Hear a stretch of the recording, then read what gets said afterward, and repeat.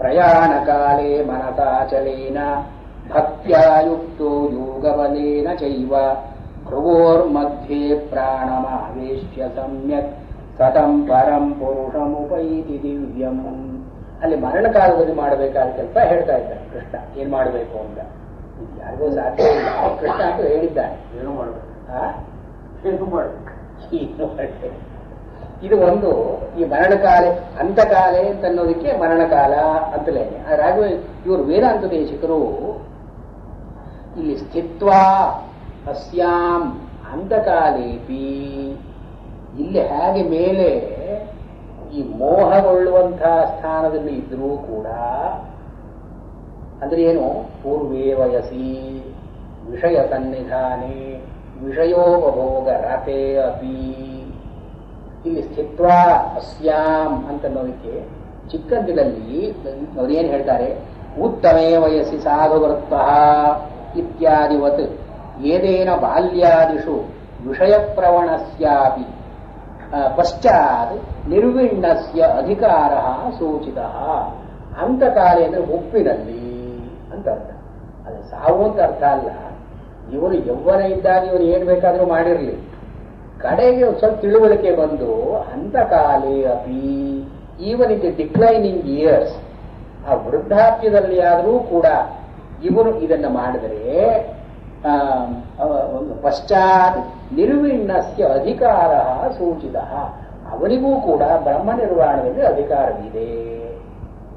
ಅಂದ್ರೆ ಇಲ್ಲಿ ಏನು ಎರಡೂ ಅರ್ಥಗಳಲ್ಲಿ, ಇಲ್ಲಿ ಮನುಷ್ಯ ಕರ್ಮವನ್ನು ಬಿಡಬೇಕು ಅಂತ ಅನ್ನೋ ಅರ್ಥವನ್ನು ಹೇಳಲಿಲ್ಲ. ಕರ್ಮದಲ್ಲಿ ಇದ್ದುಕೊಂಡೇನೆ ಕರ್ಮದಲ್ಲಿ ಈಹ ವಿಶೇಷವನ್ನು ಬಿಡತಕ್ಕದ್ದು.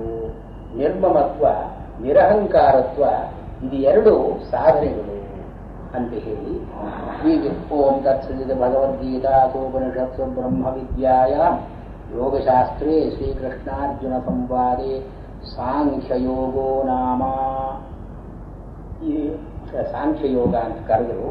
ಅದಕ್ಕೆ ಇವರು ಜೀವೇಶ್ವರ ಸ್ವರೂಪ ಜ್ಞಾನ ತದುಪಾಯಭೂತ ನಿವೃತ್ತ ಕರ್ಮಯೋಗೋ ನಾಮ ದ್ವಿತೀಯೋಧ್ಯಾಯ.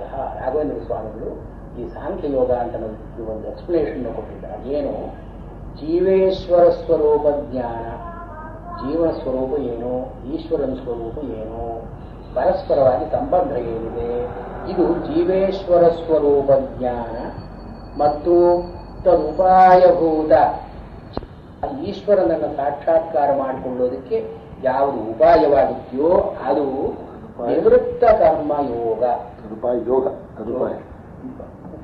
ತದುಪಾಯಭೂತ ಉಪಾಯವಾದಂಥ, ಅದಕ್ಕೆ ಒಂದು ದಾರಿಯಾದಂಥ ನಿವೃತ್ತ ಕರ್ಮಯೋಗ.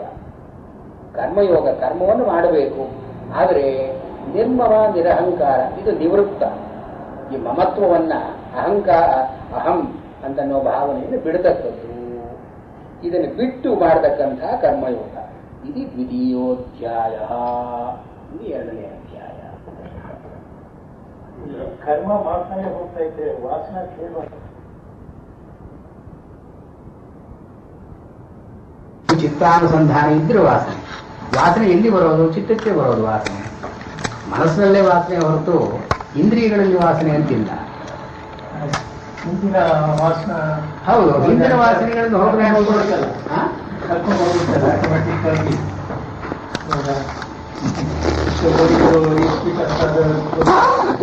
ಅದನ್ನೇ ಹೇಳ್ತಾ ಇರೋದು. ಚಿತ್ತ ನಿಗ್ರಹ ಆಗೋದು ಅಷ್ಟು ಸುಲಭವಾಗಿ ಆಗೋಲ್ಲ. ಅದನ್ನು ಇನ್ನೊಂದು ಕಡೆ ಹೇಳ್ತಾನಲ್ಲ ಅವನು,